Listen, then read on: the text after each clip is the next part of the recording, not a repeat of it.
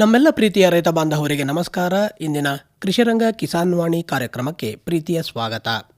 ಇಂದಿನ ಈ ಕಾರ್ಯಕ್ರಮದಲ್ಲಿ ಮಳೆ ಕೊರತೆಯ ಸಂದರ್ಭದಲ್ಲಿ ಜಾನುವಾರುಗಳ ನಿರ್ವಹಣೆ ಈ ಕುರಿತಂತೆ ಹಾಸನದ ಪಶುಪಾಲನೆ ಹಾಗೂ ಪಶುವೈದ್ಯಕೀಯ ಸೇವಾ ಇಲಾಖೆಯ ಉಪನಿರ್ದೇಶಕರಾದ ಡಾಕ್ಟರ್ BK ರಮೇಶ್ ಅವರೊಂದಿಗಿನ ಸಂದರ್ಶನವನ್ನು ಕೇಳೋಣ. ಆತ್ಮೀಯ ಕೇಳುಗರೆ, ತಮ್ಮೆಲ್ಲರಿಗೂ ನಮಸ್ಕಾರ. ಇವತ್ತಿನ ಕಾರ್ಯಕ್ರಮಕ್ಕೆ ಸ್ವಾಗತ. ಇವತ್ತಿನ ಸಂಚಿಕೆಯಲ್ಲಿ ಮಳೆ ಕೊರತೆಯಾಗಿರುವ ಸಂದರ್ಭದಲ್ಲಿ ಜಾನುವಾರುಗಳ ನಿರ್ವಹಣೆ ಈ ವಿಷಯಕ್ಕೆ ಸಂಬಂಧಪಟ್ಟ ಹಾಗೆ ಮಾತನಾಡ್ತಾ ಇದ್ದೇವೆ. ಮಳೆ ಕೊರತೆಯಾದಂಥ ಸಂದರ್ಭದಲ್ಲಿ ಇದು ಅನೇಕ ಕ್ಷೇತ್ರಗಳನ್ನು ಬಾಧಿಸುತ್ತೆ. ಕೃಷಿ ನಮಗೆ ಪ್ರಧಾನವಾಗಿ ಕಂಡರೂ ಕೂಡ ಕೃಷಿಯನ್ನು ಅವಲಂಬಿಸಿರ್ತಕ್ಕಂತಹ ಈ ಹೈನುಗಾರಿಕೆ ಅನ್ನುವಂಥದ್ದೇನಿದೆಯೋ ಈ ಒಂದು ಕ್ಷೇತ್ರವನ್ನು ಕೂಡ ಅದು ಹೆಚ್ಚಾಗಿ ಬಾಧಿಸುತ್ತೆ. ಗಣನೀಯವಾಗಿ ಹಾಲಿನ ಇಳುವರಿ ಕಡಿಮೆ ಆಗುತ್ತೆ, ಮೇವಿನ ಕೊರತೆ ಉಂಟಾಗುತ್ತೆ, ಇನ್ನು ಅನೇಕ ಕಾಯಿಲೆಗಳು ಬರುವಂತಹ ಸಾಧ್ಯತೆ ಇರುತ್ತೆ. ಈ ಒಂದು ಸಂದರ್ಭದಲ್ಲಿ ಆ ಒಂದು ಜಾನುವಾರುಗಳನ್ನು ಹೇಗೆ ನಾವು ನಿರ್ವಹಣೆಯನ್ನು ಮಾಡಿಕೊಂಡು ಬರಗಾಲದಲ್ಲಿಯೂ ಕೂಡ ಈ ಜಾನುವಾರುಗಳನ್ನು ಕಾಪಾಡಿಕೊಳ್ಳಬಹುದು ಅನ್ನುವಂಥ ವಿಚಾರಗಳನ್ನು ಇವತ್ತಿನ ಸಂಚಿಕೆಯಲ್ಲಿ ಪ್ರಸ್ತಾಪವನ್ನು ಮಾಡ್ತಾ ಇದ್ದೇವೆ. ಹೆಚ್ಚಿನ ಮಾಹಿತಿಯನ್ನು ಮಾಡಿಕೊಡ್ಲಿಕ್ಕಾಗಿ ನಮ್ಮೊಂದಿಗೆ ಇದ್ದಾರೆ ಹಾಸನದ ಪಶುಪಾಲನೆ ಹಾಗೂ ಪಶುವೈದ್ಯಕೀಯ ಇಲಾಖೆಯ ಉಪನಿರ್ದೇಶಕರಾದ ಡಾಕ್ಟರ್ BK ರಮೇಶ್ ಅವರು. ಸರ್, ತಮಗೆ ನಮಸ್ಕಾರ, ಕಾರ್ಯಕ್ರಮಕ್ಕೆ ಸ್ವಾಗತ. Thank you sir. ತಮಗೂ ನಮಸ್ಕಾರ. ಸರ್, ಈಗ ಬರಗಾಲ ಅಂತ ಹೇಳಿ ಇನ್ನೂ ನಮಗೆ ಘೋಷಣೆ ಆಗಿಲ್ಲ, ಆದರೆ ತೀವ್ರವಾದಂತಹ ಈ ಮಳೆ ಕೊರತೆಯನ್ನು ನಾವು ಎದುರಿಸ್ತಾ ಇದ್ದೇವೆ. ಸರ್, ಈ ಮಳೆ ಕೊರತೆ ಆಗಿರ್ತಕ್ಕಂಥ ಈ ಮುಂಗಾರು ಹಂಗಾಮಿನಲ್ಲಿ ನಮ್ಮ ಹಾಸನ ಜಿಲ್ಲೆಯ ಒಂದು ಪಶುಗಳ ಪರಿಸ್ಥಿತಿ ಹೇಗಿದೆ ಸರ್? ಎಲ್ಲ ರೈತ ಬಾಂಧವರಿಗೂ ಇಲಾಖೆಯ ಪರವಾಗಿ ಹೃತ್ಪೂರ್ವಕವಾದಂಥ ಸ್ವಾಗತ. ಹಾಸನ ಜಿಲ್ಲೆಯಲ್ಲಿ ಸರ್ ದೊಡ್ಡ ಪ್ರಾಣಿಗಳು ಅಂದರೆ ಹಸು ಮತ್ತು ಎಮ್ಮೆ 5,70,000 ಹಸು ಎಮ್ಮೆಗಳಿದೆ. ಸಣ್ಣ ಪ್ರಾಣಿಗಳು ಅಂದಾಗ ಕುರಿ ಮೇಕೆ 3,80,000 ಇದೆ. ಸೊ ಈ ಒಂದು ದೊಡ್ಡ ಪ್ರಮಾಣದಲ್ಲಿ ನಮ್ಮ ರಾಜ್ಯದಲ್ಲೇ ಪಶು ಸಂಪತ್ತಿನಲ್ಲಿ 2ನೇ ಜಿಲ್ಲೆ ಇದು ಸರ್. ಮೊದಲು ಬೆಳಗಾಂ ಬಂದರೆ ಇದು 2ನೇ ಜಿಲ್ಲೆ ಆಗುತ್ತೆ. ಈ ನಿಟ್ಟಿನಲ್ಲಿ ನಮಗೆ ಈಗಾಗಲೇ ನಮಗೆ ಜಿಲ್ಲೆಯಾದ್ಯಂತ 25 ವಾರಗಳಿಗೆ ಆಗುವಷ್ಟು ಮೇವು, ಒಣ ಮೇವು ಸಂಗ್ರಹಣೆ ಇದೆ ಸರ್. ಈಗ ವಿವಿಧ ತಾಲೂಕುಗಳಿಂದ ನಾವು ಸಂಗ್ರಹಣೆ ಮಾಡ್ಕೊಂಡು ಅದನ್ನು ಅಂಕಿಅಂಶಗಳನ್ನು ತೆಗೆದುಕೊಂಡಿದ್ದೀವಿ. ಅದರಿಂದ 25 ವಾರಗಳಿಗೆ ಆಗುವಷ್ಟು ಈಗ ಮೇವು ಸಂಗ್ರಹಣೆ ನಮ್ಮಲ್ಲಿ ಇದೆ. ಒಂದು ವೇಳೆ ಮುಂದಿನ ದಿನಗಳಲ್ಲಿ ಬರಗಾಲ ಸಂಭವಿಸಿದಾಗ, ಬರಗಾಲ ಅಂತ ಸರ್ಕಾರ ಏನಾದರೂ ಡಿಕ್ಲೇರ್ ಮಾಡಿದ್ರೆ ಈ ಜಿಲ್ಲೆಯಲ್ಲಿ ಕೆಲವೊಂದು ತಾಲೂಕುಗಳಲ್ಲಿ ಆ ಸಮಯದಲ್ಲಿ ನಾವು ಏನೇನೆಲ್ಲ ಕೈಗೊಳ್ಳಬೇಕಾದಂಥ ಕಾರ್ಯಕ್ರಮಗಳು ಅನ್ನೋದ್ರ ಬಗ್ಗೆ ನಮ್ಮ DC ಮೇಡಮ್ ಅವರ ಅಧ್ಯಕ್ಷತೆಯಲ್ಲಿ ಒಂದು ಟಾಸ್ಕ್ ಫೋರ್ಸ್ ಕಮಿಟಿ ಮತ್ತು ಜಿಲ್ಲಾ ಮೇವು ಅಭಿವೃದ್ಧಿ ಕಾರ್ಯಪಡೆ ಸಮಿತಿಯನ್ನು ನಾವು ಮಾಡ್ಕೊಂಡಿದ್ದೀವಿ ಸರ್. ಆ ಒಂದು ಸಮಿತಿಯಲ್ಲಿ ಕೆಲವು ತೀರ್ಮಾನಗಳನ್ನು ಮೇಡಮ್ ಅವರ ಅಧ್ಯಕ್ಷತೆಯಲ್ಲಿ ಅವರ ಮಾರ್ಗದರ್ಶನದಂತೆ ನಾವು ತೆಗೆದುಕೊಂಡಿದ್ದೇವೆ. ಮೊದಲನೆಯದಾಗಿ ಜನಗಳಿಗೆ ಆ ಸಮಯದಲ್ಲಿ ಬೋರ್ವೆಲ್ ಹೊಂದಿರತಕ್ಕಂಥ ನೀರಾವರಿ ಸೌಲಭ್ಯ ಇರತಕ್ಕಂಥ ರೈತರುಗಳಿಗೆ ಮೇವಿನ ಕಿರುಪೊಟ್ಟಣಗಳನ್ನು ನೀಡಿ ಅವರು ಮೇವು ಬೆಳೆಯಲು ಪ್ರೋತ್ಸಾಹ ನೀಡ್ತಕ್ಕಂಥ ಒಂದು ವಿಧಾನ ಸರ್. ಎರಡನೆಯದು, ಈಗ ನಮ್ಮಲ್ಲಿ ಉತ್ಪಾದನೆ ಮಾಡುವಂಥ ಉತ್ಪಾದಕ ರಾಸುಗಳೇ ಹೆಚ್ಚಿರುವಂಥ ಈ ಜಿಲ್ಲೆಯಲ್ಲಿ ಉತ್ಪಾದನೆ ಕುಂಠಿತವಾಗಬಾರ್ದು ಅನ್ನುವ ಉದ್ದೇಶ ಮತ್ತು ಗುಣಮಟ್ಟ ಕಡಿಮೆ ಆಗಬಾರ್ದು, ಹಾಲಿನ ಗುಣಮಟ್ಟ ಅನ್ನುವ ಉದ್ದೇಶದಿಂದ ಅದಕ್ಕೆ ಸಂಬಂಧಪಟ್ಟಂಥ ಪೋಷಕಾಂಶಗಳನ್ನು ಅಂದರೆ ಖನಿಜ ಮಿಶ್ರಣಗಳನ್ನು ಅವುಗಳನ್ನು ಕೂಡ ನಾವು ಪೂರೈಕೆ ಮಾಡಬೇಕು ಅಂತ ಆ ಒಂದು ಸಮಿತಿಯಲ್ಲಿ ತೀರ್ಮಾನ ಮಾಡಿ ಒಂದು ಕ್ರಿಯಾ ಯೋಜನೆಯನ್ನು ನಾವು ಸಿದ್ಧಪಡಿಸಿಕೊಂಡಿದ್ದೇವೆ ಸರ್. ಇನ್ನು ಮೂರನೇ ಅಂಶ ಅಂತ ಹೇಳಿದ್ರೆ, ಈಗ ಒಂದು ವೇಳೆ ಬರ ಡಿಕ್ಲೇರ್ ಆದರೆ ಆ ತಾಲೂಕಿನ ವ್ಯಾಪ್ತಿಯಲ್ಲಿ ಮಾನ್ಯ ಶಾಸಕರ ಅಧ್ಯಕ್ಷತೆಯಲ್ಲಿ ಟಾಸ್ಕ್ ಫೋರ್ಸ್ ಕಮಿಟಿ ಇರುತ್ತೆ. ಅವರ ನಿರ್ದೇಶನದಂತೆ ಅಲ್ಲಿ ಯಾವ ಪ್ರದೇಶದಲ್ಲಿ ಮೇವಿನ ಕೊರತೆ ಇದೆ ಅಂತ ತಿಳಿದುಕೊಂಡು ನಾವು ಅಲ್ಲಿ ಒಂದು ಫಾಡರ್ ಬ್ಯಾಂಕ್ಗಳನ್ನು ತೆರೆಯಲಿಕ್ಕೆ ಈಗ ಆಲ್ರೆಡಿ ಕೆಲವೊಂದು ಪಾಯಿಂಟ್ಗಳನ್ನು, ಸ್ಥಳಗಳನ್ನು ಮೇಡಮ್ ಅವರ ಅಧ್ಯಕ್ಷತೆಯಲ್ಲಿ ಗುರುತು ಮಾಡಿದ್ದೀವಿ ಸರ್. ಸೊ ಈ ನಿಟ್ಟಿನಲ್ಲಿ ನಾವು ಮುಂದಿನ ದಿನಗಳಲ್ಲಿ ಎದುರಿಸಬೇಕಾದಂಥ ಬರಗಾಲದಲ್ಲಿ ಎದುರಿಸಬೇಕಾದಂಥ ಕಾರ್ಯಕ್ರಮಗಳನ್ನು ಟಾಸ್ಕ್ ಫೋರ್ಸ್ ಕಮಿಟಿಯಿಂದ ಹಾಕೊಂಡಿದ್ದೀವಿ. ಸೊ ನಂತರ ನಮಗೆ ರೈತರಲ್ಲಿ ಕೆಲವೊಂದು ತಿಳುವಳಿಕೆ, ಅರಿವು ಮೂಡಿಸೋ ಕಾರ್ಯಕ್ರಮವನ್ನು ಹಾಕೊಂಡಿದ್ದೀವಿ ಸರ್. ಏನಂದರೆ, ಈಗ ಇರ್ತಕ್ಕಂಥ ಮೇವನ್ನು ನೀವು ಸಂರಕ್ಷಣೆ ಮಾಡಬೇಕು, ಅದನ್ನು ಪೋಲ್ ಮಾಡಬಾರ್ದು, ಅದನ್ನು ಚಾಫ್ ಕಟ್ರಿಂದ ಕಟ್ ಮಾಡಿ ಪೋಲಾಗದಂತೆ ಹಾಳಾಗದಂತೆ ಆ ಚರಣಿ ಮತ್ತು ಏನು ಗೊಂತು ಅಂತ ಹೇಳ್ತೀವಿ ಗೊಂತುಗಳಲ್ಲಿ ಹಾಕಿ ತಿನ್ನಿಸುವಂಥ ವ್ಯವಸ್ಥೆ ಮಾಡಲೇಬೇಕು ಅಂತ ಒಂದು ಅರಿವು ಮೂಡಿಸೋ ಕಾರ್ಯಕ್ರಮ. ಎರಡನೇದಾಗಿ ಪರ್ಯಾಯ ಬೆಳೆ ಅಥವಾ ಈಗ ಮೇವು, ಆಲ್ವಾಣ, ಸೊಪ್ಪು, ಮರದ ಸೊಪ್ಪು, ರೇಷ್ಮೆ ಸೊಪ್ಪು, ಈ ಥರದ ಯಾವುದಾರ ಒಂದು ಪರ್ಯಾಯ ಬೆಳೆಗಳನ್ನು, ಪರ್ಯಾಯ ಮೇವನ್ನು ತಿನ್ನಿಸ್ಬೋದು ಅನ್ನುವ ಒಂದು ಅರಿವು. ಈ ನಂತರ ನಮ್ಮಲ್ಲಿ ಅಜೋಲಾ ಎಂದು ಒಂದು ಪ್ರೋಟೀನ್ ಯುಕ್ತ ಆಹಾರ, ಹಾಲಿನ ಇಳುವರಿ ಕಡಿಮೆ ಆಗದಂಗೆ ಅದನ್ನು ತಡೆಯುತ್ತೆ. ಆ ಸಮಯದಲ್ಲಿ ಅಜೋಲವನ್ನು ಯಾವ ಥರ ನೀವು ಬೆಳಿಬೇಕು, ಅಜೋಲಕ್ಕೆ VBG ರಾಮ್ಜಿ ಯೋಜನೆ ಅಡಿಯಲ್ಲಿ ಕೂಡ ಅದಕ್ಕೆ ಪ್ರೋತ್ಸಾಹ ನೀಡುವಂಥ ವ್ಯವಸ್ಥೆ ನಮ್ಮ CEO ಸಾಹೇಬರಿಂದ ಎಲ್ಲ PDOಗಳಿಗೆ ಮಾರ್ಗದರ್ಶನ ಹೋಗಿದೆ ಸರ್. ಅದು ಮುಂದುವರೆದು ಇನ್ನೂ ಒಂದು ಹೈಡ್ರೋಪೋನಿಕ್ ಅಂತ ಒಂದಿದೆ. ಸೊ ಅದನ್ನು ನಾವು ಹೆಚ್ಚು ಪ್ರಚಾರ ಮಾಡಲಿಕ್ಕೆ ಕಷ್ಟ ಆಗ್ತಿದೆ. ಕಾರಣ ಇಷ್ಟೇ, ಅದರಲ್ಲೂ ಕೂಡ ಕೆಲವೊಂದು ಬೂಸ್ಟ್ ಅಂತ ಹೇಳ್ತೀವಲ್ಲ, ಶಿಲೀಂಧ್ರ, ಅದರಿಂದ ಪಾಯ್ಸನ್ ಆಗುವ ಸಂಭವ ಇದೆ. ಅದರಿಂದ ರೈತರು ಸರಿಯಾಗಿ ಅದನ್ನು ಮ್ಯಾನೇಜ್ ಮಾಡಿಲ್ಲ ಅಂದರೆ ಅದಕ್ಕೆ ತೊಂದರೆ ಆಗುತ್ತೆ ಅಂತ ಅದನ್ನು ಕಡಿಮೆ ಪ್ರಮಾಣದಲ್ಲಿ ಯಾರು ಅರಿವಿರ್ತಾರೆ ಅಂಥವ್ರಿಗೆ ನಾವು ಅದನ್ನು ಪ್ರಮೋಟ್ ಮಾಡ್ತಿದ್ದೀವಿ ಸರ್. ಸೊ ಇನ್ನೂ ಸೈಲೇಜ್ ಅಂತ ಹೇಳ್ತೀವಿ, ರಸಮೇವು. ಎಲ್ಲೆಲ್ಲಿ ರಸಮೇವುಗಳನ್ನು ದಾಸ್ತಾನು ಇಟ್ಕೊಂಡಿದ್ದಾರೆ ರೈತರು, ಆ ರಸಮೇವು ದಾಸ್ತಾನು ರೈತರನ್ನು ಐಡೆಂಟಿಫೈ ಮಾಡಿ, ಸೊ ಅವರು ಬೇರೆ ಹೊರ ರಾಜ್ಯಗಳಿಗೆ, ಬೇರೆ ಜಿಲ್ಲೆಗಳಿಗೆ ಮಾರಾಟ ಮಾಡ್ದಂಗೆ ಕೆಲವೊಂದು ಅವ್ರ ಹತ್ರ ಒಂದು ರಿಕ್ವೆಸ್ಟ್ ಮಾಡುವಂಥ ವ್ಯವಸ್ಥೆಯನ್ನು ನಾವು ಮಾಡ್ತಿದ್ದೀವಿ ಸರ್. ಸೊ ಈ ರೀತಿಯ ಒಂದು ಕಾರ್ಯಕ್ರಮಗಳನ್ನು ನಾವು ಗ್ರಾಮ ಮಟ್ಟದಲ್ಲಿ, ಮತ್ತು ಇನ್ನೂ ಒಂದು ನಮ್ಮ ಇಲಾಖೆ ಒಂದು ಗೈಡ್ಲೈನ್ಸ್ ಕೊಟ್ಟಿದೆ ಸರ್ ಇತ್ತೀಚಿನ ದಿನಗಳಲ್ಲಿ. ಮುಂದಿನ ದಿನಗಳಲ್ಲಿ ಬರವನ್ನು ನೀವು ತಡೆಯಬೇಕಾದ್ರೆ ಈವಾಗಲೇ ಆ್ಯಕ್ಷನ್ ಪ್ಲ್ಯಾನನ್ನು ಮಾಡಿಕೊಡಿ ಅನ್ನೋ ಉದ್ದೇಶದಿಂದ ಅದರಲ್ಲಿ ಗ್ರಾಮವಾರು ಮೇವಿನ ಲಭ್ಯತೆಯನ್ನು ನಾವು ಪರಿಶೀಲನೆ ಮಾಡಬೇಕು. ಗ್ರಾಮವಾರು ಮೇವಿನ ಲಭ್ಯತೆ ಅಂದರೆ ಈಗ ನಮ್ಮ ಪಶು ಸಖಿಯರು, ನಮ್ಮಲ್ಲಿರ್ತಕ್ಕಂಥ ಸಿಬ್ಬಂದಿಗಳನ್ನು ವಿಲೇಜ್ಗಳಿಗೆ, ಹಳ್ಳಿಗಳಿಗೆ ಕಳಿಸಿ ಅಲ್ಲಿ ಒಬ್ಬ ರೈತನ ಹತ್ರ ಎಷ್ಟು ರಾಸುಗಳಿದೆ, ಎಷ್ಟು ಎಕರೆಯಲ್ಲಿ ಅವನು ಮೇವನ್ನು ಬೆಳೆದಿರ್ತಾನೆ, ಅವನ ಹತ್ರ ಒಣಮೇವು ಎಷ್ಟಿರ್ಬೋದು, ಹಸಿ ಮೇವು ಎಷ್ಟಿರ್ಬೋದು, ಹಸಿ ಮೇವು ಅಲ್ಲದೆ ಬೇರೆ ರೀತಿಯ ಯಾವುದಾದ್ರು ಪರ್ಯಾಯ ಮೇವಿನ ಮೇಳೆಗಳು, ಹೈಬ್ರಿಡ್, ಲೂಸರ್ನೆ ಈ ಥರದ್ದೇನಾದರೂ ಹಾಕ್ಕೊಂಡಿದ್ದಾನೆ.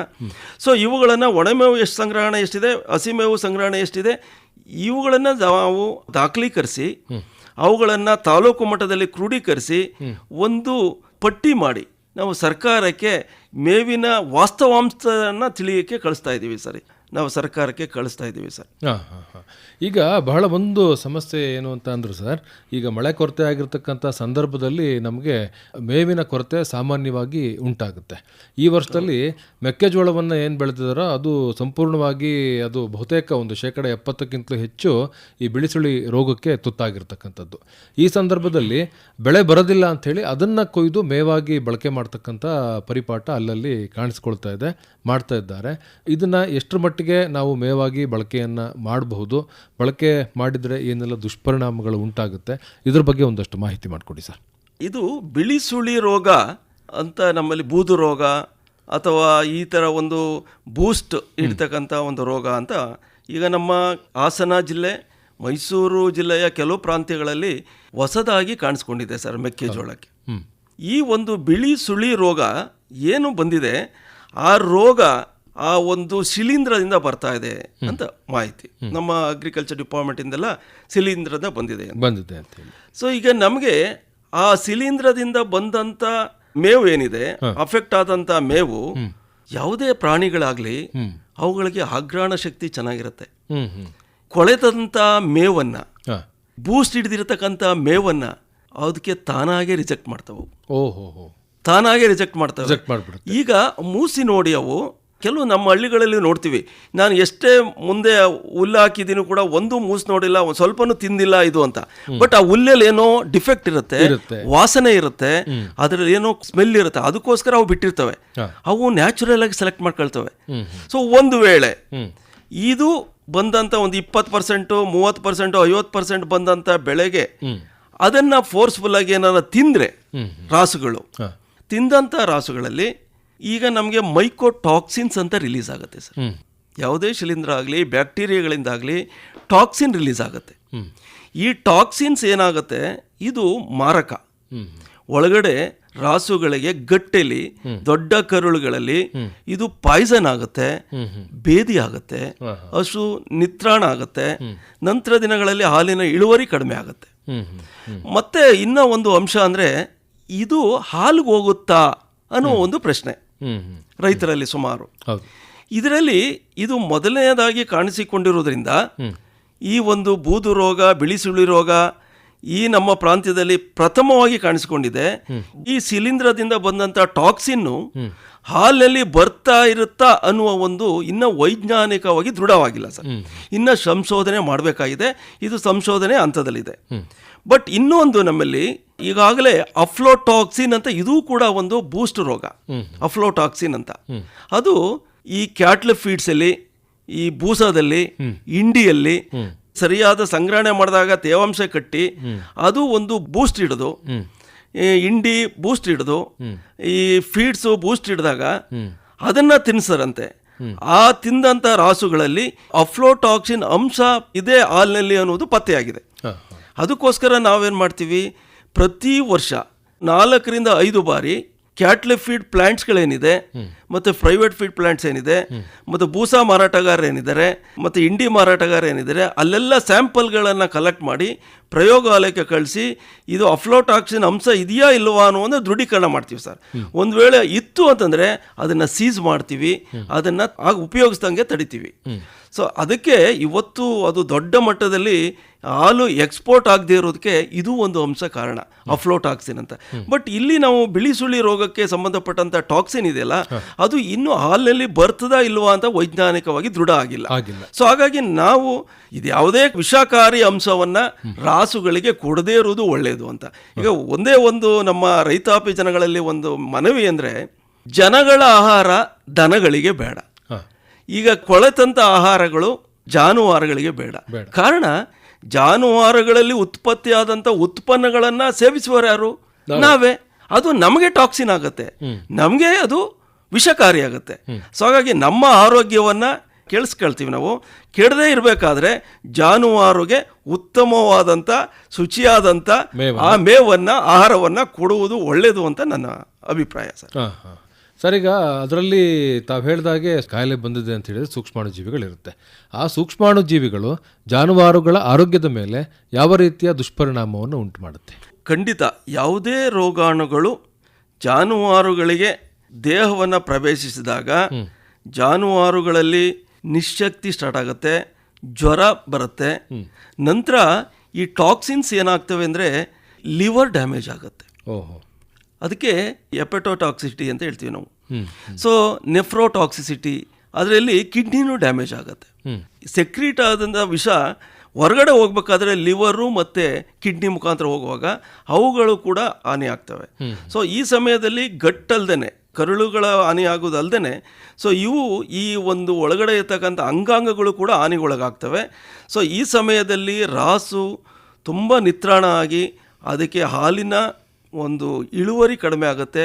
ಕೊನೆಗೆ ಇದು ಚಿಕಿತ್ಸೆ ಫಲಕಾರಿಯಾಗದೇ ಸಾವು ಕೂಡ ಸಂಭವಿಸಬಹುದು. ಸಾವು ಕೂಡ ಇದು ಸಂಭವಿಸುವಂತ ಸಾಧ್ಯತೆ ಇರುತ್ತೆ. ಹಾಗಾಗಿ ಇದ್ರ ಬಗ್ಗೆ ಬಹಳ ಎಚ್ಚರಿಕೆಯಿಂದ ಇರಬೇಕು. ಇದಕ್ಕೆ ಸಂಬಂಧಪಟ್ಟ ಹಾಗೆ ತಾವು ಕೂಡ ಒಂದು ಅಧಿಸೂಚನೆಯನ್ನ ಹೊರಡಿಸಿದ್ದೀರಿ ಸರ್. ಹಾಸನ ಜಿಲ್ಲೆಯಲ್ಲಿ ಏನು ಈ ಬಿಳಿಸುಳಿ ರೋಗಕ್ಕೆ ತುತ್ತಾಗಿದೆಯೋ ಮೆಕ್ಕೆಜೋಳ, ಅದನ್ನ ಕಡಾಖಂಡಿತವಾಗಿ ಪ್ರಾಣಿಗಳ ಮೇವಾಗಿ, ಜಾನುವಾರುಗಳಿಗೆ ಮೇವಾಗಿ ನೀಡಬಾರದು ಅನ್ನುವಂತಹ ಒಂದು ಸೂಚನೆಯನ್ನ ಈಗಾಗಲೇ ನೀಡಿದ್ದೀರಿ. ಹಾಗಾಗಿ ನಮ್ಮ ರೈತ ಬಾಂಧವರು ಮತ್ತೆ ಹೈನುಗಾರರು ಗಮನವಿಟ್ಟು ಕೇಳಿಕೊಳ್ಬೇಕು. ಏನು ಬಿಳಿಸುಳಿ ರೋಗಕ್ಕೆ ತುತ್ತಾಗಿದೆಯೋ ಆ ಒಂದು ಮೆಕ್ಕೆಜೋಳವನ್ನು ಮೇವಾಗಿ ಬಳಕೆಯನ್ನು ಕಡಾಖಂಡಿತವಾಗಿ ಮಾಡಲೇಬಾರದು. ಅದು ಜಾನುವಾರುವಿನ ಆರೋಗ್ಯದ ಮೇಲೂ ದುಷ್ಪರಿಣಾಮವನ್ನು ಉಂಟು ಮಾಡುತ್ತೆ ಮತ್ತು ಅಲ್ಲಿಂದ ಬರ್ತಕ್ಕಂಥ ಉತ್ಪನ್ನಗಳಲ್ಲಿ ಅದು ಬಂದು ಮನುಷ್ಯರ ಆರೋಗ್ಯದ ಮೇಲೂ ಕೂಡ ದುಷ್ಪರಿಣಾಮವನ್ನು ಉಂಟು ಮಾಡ್ತಕ್ಕಂಥ ಸಾಧ್ಯತೆ ಇರುತ್ತೆ. ಹಾಗಾಗಿ ಬಹಳ ಎಚ್ಚರಿಕೆಯಿಂದ ಇರಬೇಕು. ಇನ್ನೊಂದೇನು ಅಂದ್ರೆ ಸರ್, ಈಗ ಬಿಳಿಸುಳಿ ರೋಗ ಕಾಣಿಸ್ಕೊಳ್ತದೆ ಅಂದ ತಕ್ಷಣ ಅವರು ಅದನ್ನು ಕಂಟ್ರೋಲಲ್ಲಿ ಇಡ್ಲಿಕ್ಕಾಗಿ ಅಥವಾ ನಿರ್ಮೂಲನೆ ಮಾಡಲಿಕ್ಕಾಗಿ ಸಾಕಷ್ಟು ರಾಸಾಯನಿಕಗಳ ಸಿಂಪರಣೆಯನ್ನು ಕೂಡ ಮಾಡಿರ್ತಾರೆ. ಆ ಒಂದು ರಾಸಾಯನಿಕಗಳು ಕೂಡ ಜಾನುವಾರುಗಳ ಒಂದು ಆರೋಗ್ಯದ ಮೇಲೆ ದುಷ್ಪರಿಣಾಮವನ್ನು ಉಂಟು ಮಾಡಬಹುದು. ಖಂಡಿತ ಸರ್, ಖಂಡಿತ. ಈ ಮುಸ್ಕಿನ ಜೋಳದ ಬೆಳೆಗೆ ಕೆಲವೊಂದು ಶಿಲೀಂಧ್ರನಾಶಕ, ಕೀಟನಾಶಕಗಳ ಔಷಧಿಗಳನ್ನು ಸಿಂಪರಣೆ ಮಾಡ್ತಾರೆ. ಈಗ ಏನಾಗಿದೆ, ಅದರ ಮೇಲ್ಮೈಯಲ್ಲೇ ಅದು ಸಿಂಪರಣೆ ಇರುತ್ತೆ. ಕೆಲವು ಟೈಮಲ್ಲಿ ಒಳಗಡೆಗೆ ಅದು ಇಂಟರ್ನಲ್ ಹೋಗಿರುತ್ತೆ. ಸಿಸ್ಟಮಿಕ್ ಅಬ್ಸಾರ್ಪ್ಷನ್ ಅಂತ ಹೇಳ್ತೀವಿ ನಾವು. ಸರ್ಫೇಸ್ ಅಬ್ಸಾರ್ಪ್ಷನ್, ಸಿಸ್ಟಮಿಕ್ ಅಬ್ಸಾರ್ಪ್ಷನ್, ಮೇಲ್ಮೇಲೆ ಇರ್ತಕ್ಕಂಥ ಒಂದು ಕೀಟನಾಶಕ, ಕಾಂಡದೊಳಗೆ ಹೋಗಿರ್ತಕ್ಕಂಥ ಕೀಟನಾಶಕ ಹೇಳಿರುತ್ತೆ. ಮೇಲ್ಮೇ ಇರ್ತಕ್ಕಂಥ ಕೀಟನಾಶಕಗಳನ್ನ ಅದನ್ನ ನೀರಿನಲ್ಲಿ ತೊಳೆದ್ರೆ ಹೋಗ್ಬಿಡುತ್ತೆ. ಈ ಸಿಸ್ಟಮಿಕ್ ಅಬ್ಸಾರ್ಪ್ಷನ್ ಆಗಿರ್ತಕ್ಕಂಥದ್ದನ್ನ ನಾವು ಅದನ್ನ ಕಟ್ ಮಾಡಿ ತಿನ್ನಿಸಿದಾಗ ರಾಸು ಹೊಟ್ಟೆ ಒಳಗೆ ಹೋಗುತ್ತೆ. ಹಾಗಾಗಿ ಅದರಿಂದ ಅಪಾಯಕಾರಿ ವಿಷ ಬಾಧೆ ಹೆಚ್ಚಾಗುತ್ತೆ. ಮತ್ತೆ ಹಾಗಾಗಿ ಅದರ ಬಗ್ಗೆ ಹೆಚ್ಚು ಜಾಗೃತೆಯಿಂದ ಇರಬೇಕಾಗುತ್ತೆ.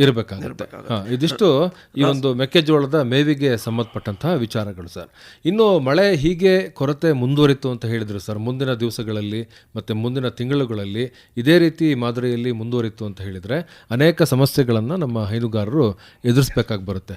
ಬಹಳ ಮುಖ್ಯವಾಗಿ ಮೇವಿನ ಕೊರತೆಯನ್ನು ಅವರು ಎದುರಿಸ್ತಾರೆ, ಮತ್ತು ಅನೇಕ ಕಾಯಿಲೆಗಳು ಬರ್ತಕ್ಕಂಥ ಸಾಧ್ಯತೆಯೂ ಕೂಡ ಇರುತ್ತೆ.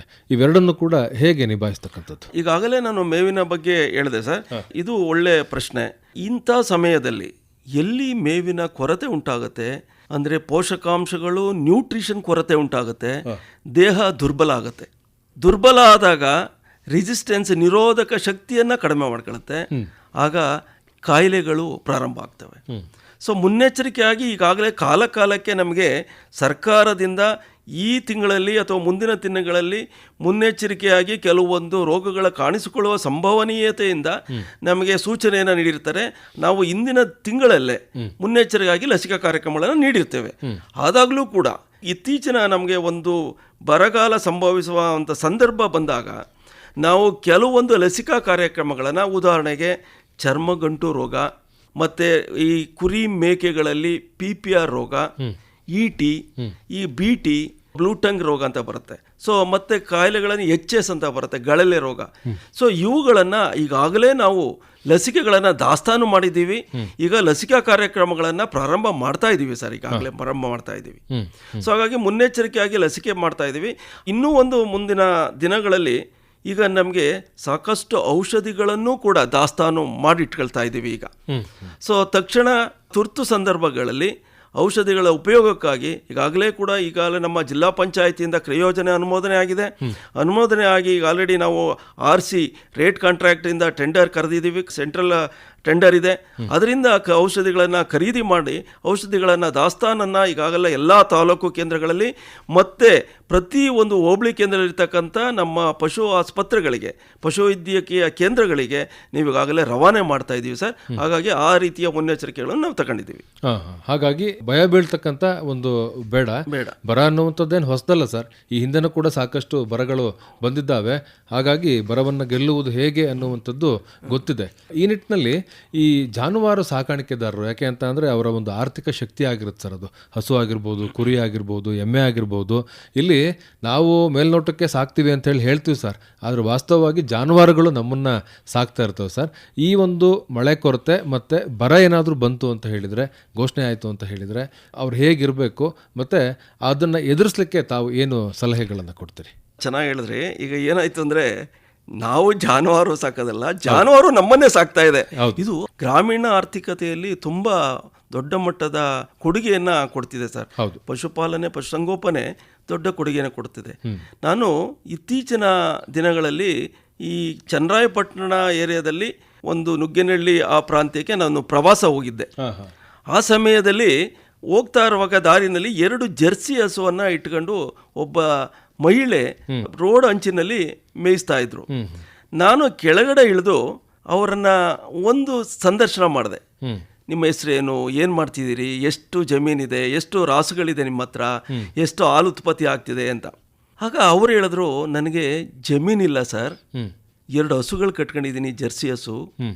ಇದನ್ನ ಇಲ್ಲಿ ಸುತ್ತಮುತ್ತ ಇರತಕ್ಕಂಥ ಮಳೆಯಿಂದ ಬಂದಂತ ಹುಲ್ಲಿನಲ್ಲಿ ಅಥವಾ ಬೇರೆ ಯಾವುದೋ ಒಂದು ಪ್ರದೇಶದಲ್ಲಿ ಕೆರೆ ಅಂಚಿನಲ್ಲಿ ಹುಲ್ಲು ಬೆಳೆದಂತ ಹುಲ್ಲಿನಲ್ಲಿ ಕಟ್ ಮಾಡ್ಕೊಂಡು ಬಂದು ತಿಂಡಿ ಕೊಟ್ಟು ನಾನು ಸಾಕಾಣಿಕೆ ಮಾಡಿ ಹಾಲು ಹಾಕಿ ಜೀವನ ಮಾಡ್ತಾ ಇದ್ದೀನಿ ಅಂತ ಹಂಚ್ಕೊಂಡ್ರು. ನಾನು ಅವ್ರಿಗೆ ಒಂದು ಪ್ರಶ್ನೆ ಕೇಳಿದೆ, ಅಮ್ಮ ನಿಮಗೆ ಮಳೆ ಕೊರತೆಯಾಗಿ ಬರಗಾಲ ಬಂದರೆ, ಮೇವು ಕೊರತೆ ಆದಾಗ ಏನು ಮಾಡ್ಬೋದು ನೀವು ಅಂತ. ಅವರು ಹೇಳಿದಂಥ ಒಂದು ಮಾತು ನನಗಿನ್ನ ಧ್ವನಿಸ್ತಾ ಇದೆ.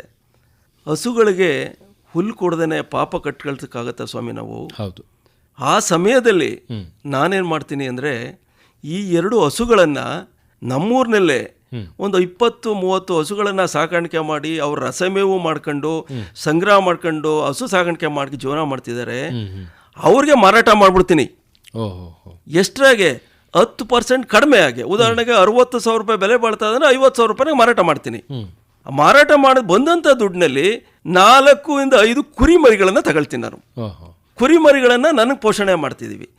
ಮುಂದಿನ ದಿನಗಳಲ್ಲಿ ಮಳೆ ಬಂದು ಸಾಕಷ್ಟು ಮೇವು ಲಭ್ಯತೆ ಇದ್ದಾಗ ಮತ್ತೆ ಅವ್ರ ಹತ್ರನೇ ಹೋಗಿ ಕೊಟ್ಟಂಥ ಹಸುಗಳು ಅಲ್ಲದೆ ಇನ್ನು ಬೇರೆ ಯಾವ್ದಾರು ಹಸುಗಳಿದ್ರೆ ಅವ್ರ ಹತ್ರ 2 ಹಸುಗಳನ್ನು ತಗೊಳ್ತೀನಿ ನಾನು.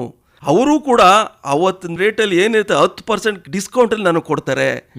ಈ ರೀತಿ ನಾವೊಂದು ಸಂಭಾವಿಸ್ಕೊಂಡಿದ್ದೀವಿ. ನಮ್ಮಲ್ಲಿ ಮಾತುಕತೆ ಆಗಿದೆ. ಅಂದರೆ ಮಾನವೀಯತೆ ಜೀವಂತವಿದೆ ಅನಿಸ್ತು ಸರ್ ನನಗಾಗ. ಮಾನವೀಯತೆ, ತಮ್ಮ ಪರಸ್ಪರ ಸಹಾಯ, ಸಹಬಾಳ್ವೆ ಇವತ್ತು ಕೂಡ ಜೀವಂತವಿದೆ ಅಂತ ನಾನು ಅಮ್ಮನ ನೋಡಿದಾಗ ಅನಿಸ್ತು. ಅಮ್ಮನ ನಮಸ್ಕಾರ ಹೇಳಿದೆ. ಹಾಗಾಗಿ ನಾವು ಇವತ್ತಿನ ದಿನಗಳಲ್ಲಿ ಈ ರೀತಿಯ ಒಂದು ಜನರಲ್ಲಿ ಯಾರು ಹಸು ಸಾಗಾಣಿಕೆ ಮಾಡ್ತಾ ಇದ್ದಾರೆ, ನಂತರ ಜಮೀನಿಲ್ಲ, ಅವರುಗಳಿಗೆ ನಾವು ಹೆಚ್ಚು ಮುತುವರ್ಜಿಯನ್ನು ಸರ್ಕಾರದ ವತಿಯಿಂದ ಏನು ಸವಲತ್ತು ಬರಬೇಕು ಅವುಗಳನ್ನು ಕೊಡಿಸುವಂಥ ಪ್ರಯತ್ನವನ್ನು ಮಾಡ್ತಿರ್ತೀವಿ ಸರ್ ನಾವು. ಅದೊಂದು ಮಾಡಲಿಕ್ಕೆ ಸರ್, ತಾವು ಪ್ರಾರಂಭದಲ್ಲಿ ಹೇಳಿದ್ರಿ ತೀರಾ ಮೇವಿನ ಕೊರತೆ ಆಯಿತು ಅಂತ ಹೇಳಿದರೆ ಕೆಲವು ಮರದ ಮೇವುಗಳನ್ನು ಬಳಕೆಯನ್ನು ಮಾಡಬಹುದು ಅಂತೇಳಿ. ಸರ್, ಯಾವೆಲ್ಲ ಮರದ ಮೇವುಗಳನ್ನು ನಮ್ಮ ಜಾನುವಾರುಗಳಿಗೆ ಮೇವಾಗಿ ಬಳಕೆಯನ್ನು ಮಾಡ್ಬೋದು? ಸರ್, ಈಗಿಲ್ಲಿ ನುಗ್ಗೆ, ಹಾಲುವಾಣ, ಗ್ಲಿರಿಸಿಡಿಯಾ ಅಂತ ಬರುತ್ತೆ, ಅದನ್ನು ತಗೊಳ್ಬೋದು. ಆಲದ ಸೊಪ್ಪು, ಹರಳಿ ಮರದ ಸೊಪ್ಪು. ಸೊ ಇತ್ತೀಚಿನ ದಿನಗಳಲ್ಲಿ ನಮ್ಮ ಬೇವು ಸರ್, ಹೆಬ್ಬೇವು. ನಾನು ಶಿಡ್ಲಘಟ್ಟ, ಚಿಕ್ಕಬಳ್ಳಾಪುರ, ಕೋಲಾರ ಜಿಲ್ಲೆಯಲ್ಲಿ ರೇಷ್ಮೆ ಇಲಾಖೆಯಿಂದ ಒಂದು ರೇಷ್ಮೆ ಕಡ್ಡಿಗಳಿದೆಯಲ್ಲ ಸರ್, ಆ ಕಡ್ಡಿ ಎಲ್ಲ ತಿಂದಿರುತ್ತೆ ಹುಳ. ಆ ಕಡ್ಡಿ ಮೇಲೆ ಒಂದು ಸಿಪ್ಪೆ ಇರುತ್ತೆ, ಹಸಿರು ಸಿಪ್ಪೆ, ಹಸಿರು ತೊಗಟೆ, ಅದನ್ನ ತಿಂತಾ ಇದ್ದೋ ರಾಸುಗಳು. ತೊಗಟೆ, ಅದು ಒಂದು ಫೈಬರ್ ಕಂಟೆಂಟ್. ಅದನ್ನ ನೋಡಿ ಆಶ್ಚರ್ಯ ಆಯ್ತು. ಅದನ್ನ ಎಳೆದು ಕೊಡ್ತಾರೆ. ಮತ್ತೆ ಆ ಒಂದು ಕಡ್ಡಿಯನ್ನ ಚಾಪ್ ಮಾಡಿ ರಾಸುಗಳಿಗೆ ತಿನ್ನಿಸ್ತಾರೆ. ಹುಣಸೆ ಬೀಜಗಳನ್ನ ಪುಡಿ ಮಾಡಿ ತಿನ್ನಿಸ್ತಾರೆ. ಬೇರೆ ಇನ್ನೂ ಒಂದು ನಮ್ಮಲ್ಲಿ ಇರ್ತಕ್ಕಂಥ, ಅಲ್ಲಿ ಬಯಲೆಲ್ಲ ಇರ್ತಕ್ಕಂಥ ಎಡ್ಜ್ ಲೂಸರ್ನೆಗಳಿರ್ತವೆ. ಮತ್ತೆ ಇನ್ನು ನಮ್ಮ ಸ್ಟೈಲಾ ಎಮೆಟಾ ಅಂತ ಒಂದು ಹುಲ್ಲಿದೆ. ಮತ್ತು ನಮ್ಮಲ್ಲಿ ಹೈಬ್ರಿಡ್ ನೇಪಿಯರ್ಗಳಿದೆ, ಅಲ್ಲ ರೋಡ್ ಅಂಚಿನಲ್ಲಿ ಬೆಳೀತಕ್ಕಂಥ ನೇಪಿಯರ್ಗಳಿದೆ. ಸೊ ಇವುಗಳನ್ನು ಪರ್ಯಾಯ ಬೆಳೆಯಾಗಿ, ಪರ್ಯಾಯ ಮೇವಾಗಿ ನಮ್ಮ ಜನ ಬಳಸ್ತಾರೆ ಸರ್. ಅದು ಆ ಥರದ ಒಂದು ಬಳಕೆಯನ್ನು ಮಾಡ್ಕೊಳ್ಬಹುದು. ಇಲ್ಲಿ ಸರ್ ಏನಾದರೂ ಬರ ಆಗುವಂಥದ್ದು ಬೇಡ, ತೀರಾ ಬಂತು ಅಂತ ಹೇಳಿದರೆ ನಮಗೆ ಈ ಜಲಕೃಷಿ ಮೇವು ಅಥವಾ ಹೈಡ್ರೋಫೋನಿಕ್ಸು ಎಷ್ಟರ ಮಟ್ಟಿಗೆ ಸಹಾಯಕವಾಗುತ್ತೆ? ಸರ್, ಹೈಡ್ರೋಫೋನಿಕ್ಸಲ್ಲಿ ನಮಗೆ ಮಣ್ಣಿಲ್ದೇ ಬೆಳೆಯುವಂಥ, ಹೈಡ್ರೋ ಮೀನ್ಸ್ ನೀರು, ಫೋನಿಕ್ಸ್ ನೀರಿನಲ್ಲೇ ಬೀಜವನ್ನು ನೆನೆ ಹಾಕಿ ಸೊ ಗಾಳಿಯಿಂದ ಅದನ್ನು ಬೆಳೆಯುವಂಥ ಒಂದು ಪ್ರಕ್ರಿಯೆ ಹೈಡ್ರೋಫೋನಿಕ್ಸ್ ಇದೆ ಸರ್. ಈ ಹೈಡ್ರೋಫೋನಿಕ್ಸಿಂದ ನಾನು ಹೇಳ್ತೀನಿ, ಅದು ಸಾರಾಂಶ ಇದೆ, ಪೋಷಕಾಂಶಯುಕ್ತವಾದಂಥ ಮೇವು ಕೂಡ. ಅದು ಇತ್ತೀಚಿನ ದಿನಗಳಲ್ಲಿ ನಾವು ಶಿಲೀಂಧ್ರ ಅಂತ ಹೇಳಿದ್ವಲ್ಲ, ಶಿಲೀಂಧ್ರಗಳ ಬಾಧೆ ಹೆಚ್ಚಾಗಿದೆ ಅದರಲ್ಲಿ. ಸೊ ಹಾಗಾಗಿ ಕಳಪೆ ಬೀಜ ಇತ್ತು ಅಂದ್ರೆ ಅದರಲ್ಲಿ ಶಿಲೀಂಧ್ರ ಬರುವಂತ ಸಾಧ್ಯತೆ ಇರುತ್ತೆ. ಆ ಮೇವು ಕೂಡ ವಿಷ ಆಗುವಂತ ಸಾಧ್ಯತೆ ಜಾಸ್ತಿ ಇರುತ್ತೆ. ಹಾಗಾಗಿ ಅದನ್ನ ನಾವು ಹೆಚ್ಚು ಪ್ರಚಾರ ಮಾಡದೇ ಇರೋದು ಒಳಿತು ಅನ್ನೋ ಉದ್ದೇಶದಿಂದ ಅದನ್ನ ಮಾಡ್ತಿಲ್ಲ ಸರ್.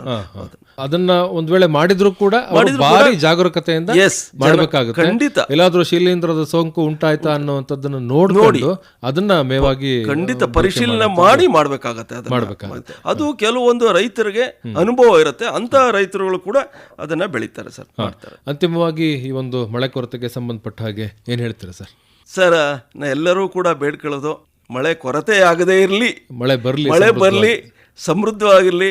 ಈ ಒಂದು ಪಶು ಸಂಪತ್ತು ಏನಿದೆ ರಾಷ್ಟ್ರದ ಸಂಪತ್ತು, ಈಗ ಗ್ರಾಮೀಣ ಒಂದು ಆರ್ಥಿಕತೆಯ ಸಂಪತ್ತು, ಇದು ಹೀಗೆ ಉಳಿಲಿ ಅಂತ ಎಲ್ಲರೂ ಕೂಡ ನಾವು ಬೇಳ್ತೀವಿ. ನಿಮ್ಮ ಆಕಾಶವಾಣಿ ಮುಖಾಂತರ ನಾನು ಕೂಡ ಒಂದು ಮಳೆಯ ಕೊರತೆ ಆಗದೇ ಇರಲಿ ಮುಂದಿನ ದಿನಗಳಲ್ಲಿ ಅನ್ನೋ ಒಂದು ಆಶೆಯನ್ನು ಇಟ್ಕೊಂಡಿರ್ತೀನಿ ಸರ್.